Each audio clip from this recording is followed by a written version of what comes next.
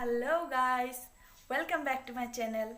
মই শতাব্দী আৰু মই এতিয়া আছো কিচেনত আৰু আজি মই আপোনালোকক দেখুৱাম কলপাতত দিয়া মাছ কেনেকৈ বনোৱা হয়। তাহলে আহক আমি মাছখিনি বনাবলৈ স্টাৰ্ট কৰো।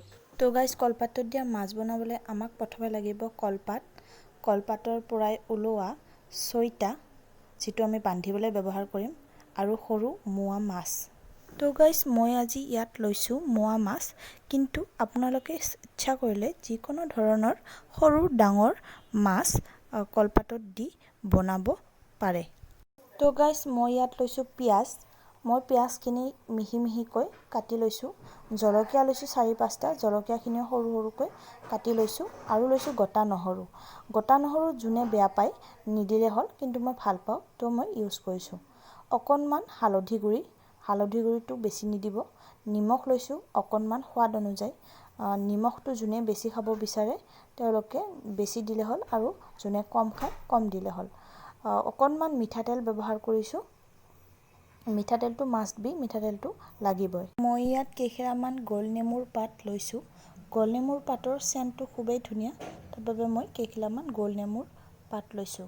আৰু ইয়াৰে গুটিখিনি পাত দিব নালাগে, দুখিলামান পাত দিলে যথেষ্ট। আৰু লাগিব আমাক অকনমান জিঞ্জাৰ গাৰ্লিক পেষ্ট। এতিয়া মই প্ৰথমে গেছটো জ্বলাই লৈছো আৰু মই কলপাত কেইখন অকন সেকি লম, যাতে মাছৰ টোপোলাটো বান্ধিবলৈ সহজ হয়।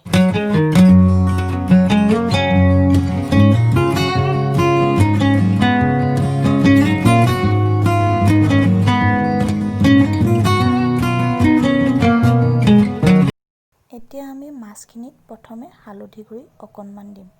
হালধি গুড়িটো বেছিকৈ নিদিব, কাৰণ হালধি বেছি হ'লে হয়তো মাছখিনি তিতা লাগিব পাৰে। সো পাৰিলে হালধিটো কমকৈ দিব।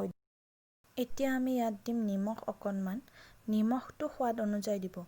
কোনোবাই বেছি খালে বেছি দিব পাৰে আৰু যদি কোনোবাই কম খায় তেতিয়াহলে কমটো দিব পাৰে। নিমখটো নিজৰ সোৱাদ অনুযায়ী দিয়াটোৱে মই ভাল বুলি ভাবো।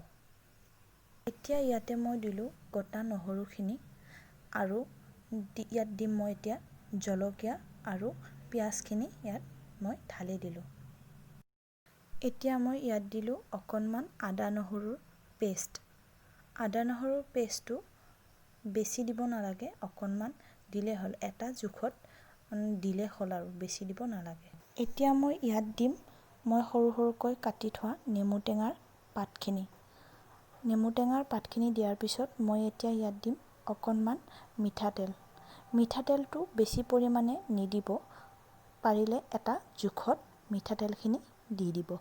এতিয়া মই এই মিশ্ৰণখিনি হাতেৰে ভালকৈ সানি ল'ম, যাতে মছলাখিনি ভালকৈ মাছৰ লগত মিহলি হৈ যায়।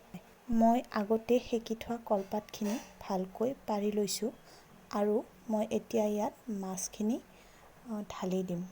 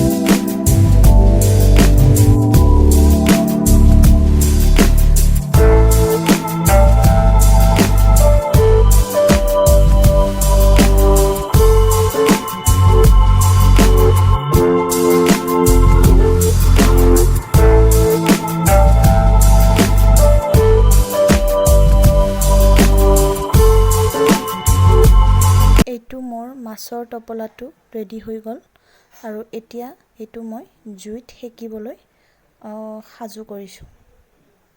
প্ৰথমে মই টাৱাখন গেছত গৰম হ'বলৈ দিছোঁ। মোৰ টাৱাখন গৰম হৈ গৈছে আৰু এতিয়া মই ইয়াত মাছৰ টোপোলাটো দি দিম আৰু লগতে মই জুইটো একেবাৰে চিমত দি দিম। এতিয়া মই মাছৰ টোপোলাটোত চৰিয়াৰে ঢাকন দি দিম আৰু মাজে মাজে চাই থাকিম। মই 5-6 মিনিটৰ মূৰে মূৰে ঢাকনখন গুচুৱাই মাছৰ টোপোলাটো অলট পালট কৰি দিম। তেতিয়াহ'লে মাছখিনি ভালদৰে সিজি যাব। আপোনালোকে দেখা পাইছে কলপাতৰ টোপোলাটো ৰঙা হৈ আহিছে আৰু যেতিয়া কলপাতৰ টোপোলাটো সম্পূৰ্ণ পুৰি যাব ৰঙা হৈ, তেতিয়া মই টোপোলাটো নমাই দিম। এইখিনি হওঁতে 20 পৰা 30 মিনিট সময় লাগে। যেতিয়া দেখা পাব যে কলপাতৰ টোপোলাটো এনেকুৱা ৰঙা ক'লা পৰি গৈছে, তেতিয়া গম পাব যে মাছখিনি খাবলৈ সাজু হৈছে। মাছৰ টোপোলাটো সম্পূৰ্ণ 30 মিনিট সেকাৰ পিছত এতিয়া মই মাছখিনি নমাই দিলোঁ আৰু এতিয়া মই খুলি পেলাই চাম মাছখিনি হ'ল নে নাই। তো ফ্ৰেণ্ডছ, মোৰ মাছখিনি ৰেডি হৈ গ'ল আৰু এতিয়া মই মাছৰ টোপোলাটো খুলি পেলাই চাম। তো ফ্ৰেণ্ডছ, এতিয়া মই কলপাতৰ পৰা মাছখিনি উলিয়াই ল'ম আৰু তাত অকণমান ধনিয়া পাত ছটিয়াই দি মাছখিনি পিটিকা কৰি দিম।